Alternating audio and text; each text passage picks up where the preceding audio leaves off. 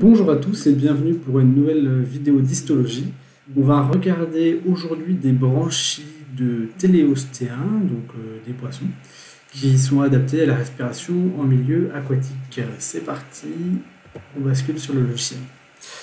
Voilà, donc un premier aperçu ici au petit grossissement. On n'est pas encore sur la branchie, on est sur les structures qui la bordent, et puis les parties vraiment branchiales, voilà, on va les trouver ici. On va y revenir après, on va commencer par regarder ces quelques éléments annexes qu'on a sur le côté qui peuvent être intéressants. Donc, première chose, on va regarder là cette structure jaune là qui délimite un petit peu la structure. En fait, voilà, il s'agit d'un épithélium pluristratifié avec voilà, on voit des cellules qui se superposent et certaines qui ont cette coloration un petit peu bleue avec des granulosités à l'intérieur, sont des cellules à mucus. Donc ils vont produire du mucus qui va venir se répandre sur la branchie, également sur la peau. Ici on est du côté en fait de la peau, de l'intérieur de la cavité buccale. Juste en dessous donc, de cet épiderme, on a le derme, et l'ensemble forme le tégument. Donc là on a les fibres du derme, riches en fibres de collagène. Et encore en dessous, ici, un tissu adipeux, donc avec des très très gros adipocytes, comme on a pu le voir sur d'autres lames. Donc là, on a une première couche de peau sur l'extérieur. Ensuite, si je reviens sur un plus petit grossissement, juste après cette couche de tissu adipeux, voilà, donc on retrouve les éléments ici, l'épiderme, le derme, le tissu adipeux, on va avoir des éléments rosés ici qui sont très colorés. Et on va voir si on les regarde à un plus gros grossissement qu'ils apparaissent striés. On va vérifier ça.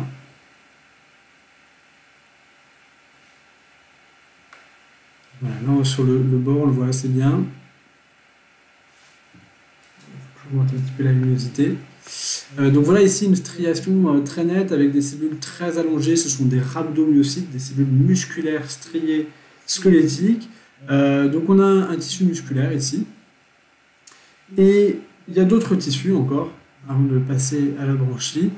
Si on descend un petit peu plus bas, voilà, on a cet élément ici bleu, uniforme, très clair, avec des cellules qui forment comme des petits tirets noirs, qui sont dans des loges. Il s'agit de tissus cartilagineux, c'est un cartilage hyalin. Donc c'est le cartilage qui va venir soutenir les branchies ici. Et toujours dans la même zone, voilà, ici, on va repérer quelque chose d'assez intéressant, ce sont les vaisseaux sanguins, qui sont très nombreux à ce niveau-là, puisque c'est là que vont converger tous les vaisseaux sanguins qui vont desservir les filaments branchiaux, qu'on verra après. Et alors la particularité des hématies, chez les poissons, et chez beaucoup de groupes de vertébrés d'ailleurs, c'est que les hématies présentent des noyaux, contrairement aux hématies des mammifères. Du coup, on va parler d'érythrocytes plutôt, on va avoir des noyaux ici dans les vaisseaux sanguins. Alors on va repérer un beau vaisseau sanguin, soit pas trop en coupe longitudinale. On a plusieurs. Bon là on a une petite, on a une artériole. On va y la voir. Voilà, et je change encore.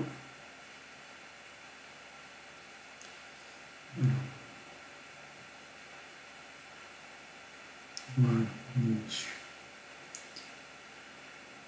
Hop. Voilà, donc ici on a les parois de l'artériole sur le côté.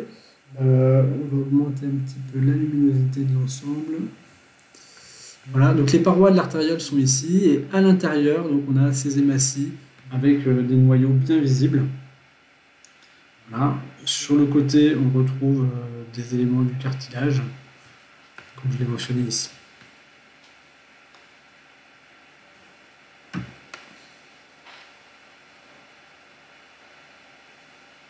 Voilà, donc une artériole ici. Ici, on voit un vaisseau sanguin avec une paroi beaucoup plus fine et néanmoins un diamètre important, donc probablement une vénule. Ici, à nouveau, une artériole, avec donc une paroi très épaisse et des hématies à l'intérieur. Et ainsi de suite. C'est comme ça sur toute la longueur. Et donc, on voit que c'est très, très, très irrigué. Voilà. Un bout de vénule à côté, etc. Également ici. Voilà, ensuite, on a des structures très colorées là, qui vont être carrément osseuses, ossifiées.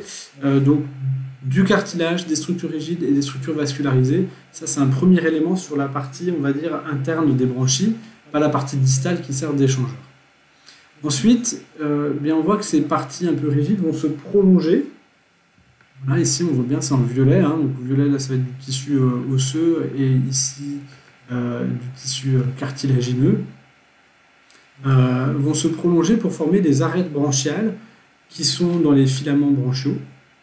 Et donc, chaque branchie est composée de très nombreux filaments branchiaux qui vont porter eux-mêmes des lamelles branchiales qui sont perpendiculaires ici sur les côtés. Et donc, c'est plus particulièrement ces lamelles branchiales qui vont nous intéresser. Donc, on va quand même parcourir un petit peu, voilà, en s'éloignant de la base, donc en allant vers la droite, hein, ces lamelles branchiales, avec donc des filaments ici, hein, qui sont parallèles les uns aux autres et perpendiculaires à l'axe de la lamelle branchiale. Voilà. Alors par endroits, on peut avoir des accumulations, des poches de sang, hein, qui se sont formées au moment de la coupe, simplement parce que des capillaires sanguins ont pu éclater et former des grosses poches de sang à ce niveau-là. Par endroits, on retrouve également du cartilage, ici, hein, selon la zone de la coupe où on va se trouver.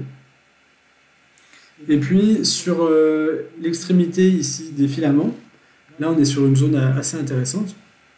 On va retrouver de l'épiderme avec des cellules à mucus, parce que les branchies sont globalement protégées par du mucus. Voilà, on les retrouve ici, avec cette granulosité un peu bleutée, là, assez typique.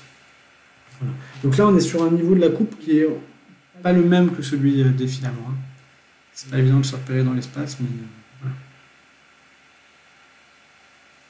Donc on va revenir en arrière et on va regarder cette fois en détail, dans une zone où c'est relativement facile à comprendre, relativement clair, l'organisation d'un filament branchial. Alors j'essaie de trouver la meilleure zone. On va essayer par ici.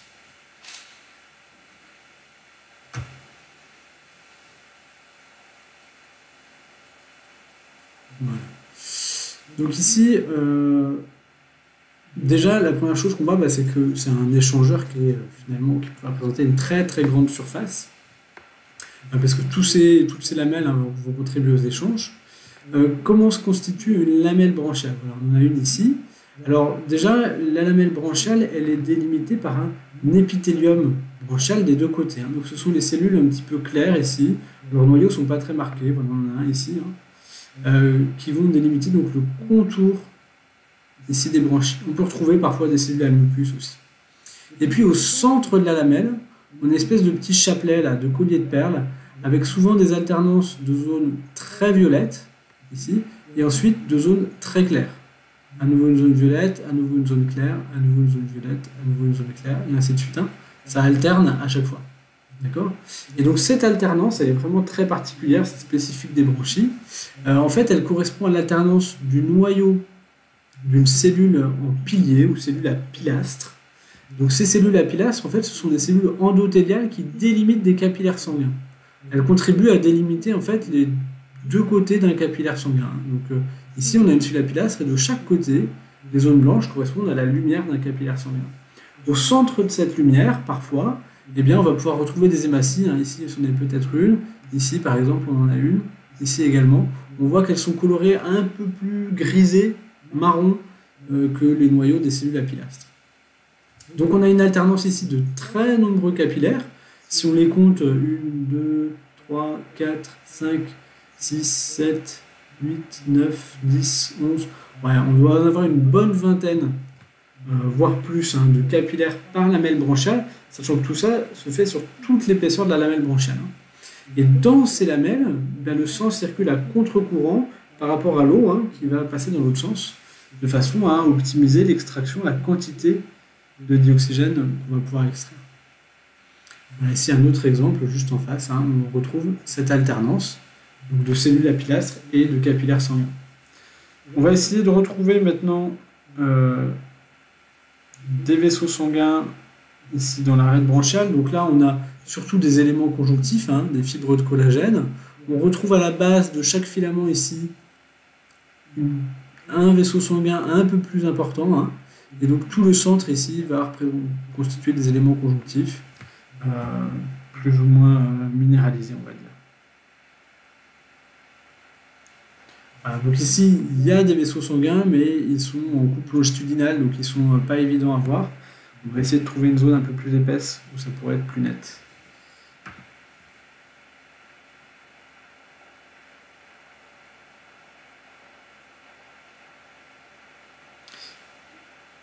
Voilà, donc ici on a quelque chose d'assez intéressant. On est sur une zone un peu plus épaisse, on n'est pas tout à fait au niveau des lamelles. Hop, il faut que je ralentisse un petit peu. Donc ici on retrouve des éléments conjonctifs, hein. Il y a d'ailleurs des capillaires avec des hématies dedans, et puis au centre on a une vénule, probablement, ouais, avec un très très grand nombre d'hématies ici à l'intérieur, et on voit ici sur les côtés les ramifications qui vont aller au niveau des lamelles branchiales qu'il y a au-dessus. On voit leur départ là, ici, hein, au-dessus et en dessous. D'accord ? Donc là, on n'a pas encore tout à fait l'organisation cellulaire pilastre, hein, on n'est pas tout à fait au même niveau, mais on voit bien ces ramifications, donc des vaisseaux sanguins, hein, à partir d'un vaisseau sanguin principal et central. Voilà, je vais repasser un petit grossissement pour qu'on repère bien ça. Voilà, on voit que ça fait un petit peu comme un épi de blé ici, hein, avec ce vaisseau sanguin qui part des deux côtés.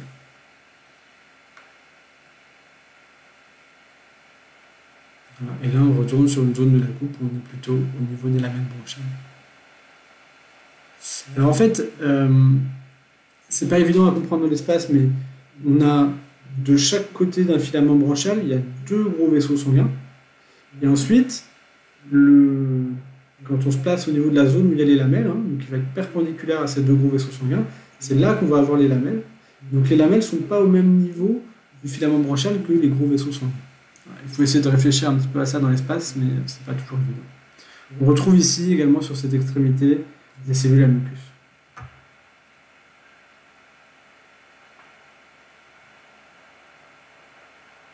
Voilà, mucus qui a une fonction protectrice parce qu'on est sur des organes qui sont évaginés, hein. Le milieu aquatique il est porteur, donc ça c'est un avantage, mais les branchies sont des structures fragiles, hein, donc il faut les protéger mécaniquement, il faut les protéger contre des agents pathogènes ou des parasites également. Voilà, donc si on conclut un petit peu sur cet organe, on a un organe qui est parfaitement adapté à sa fonction de respiration en milieu aquatique, hein, avec une grande surface d'échange qui est vascularisée, une circulation à contre-courant, et donc les paramètres de la loi de Fick, d'une façon générale, sont optimisés pour cet échangeur.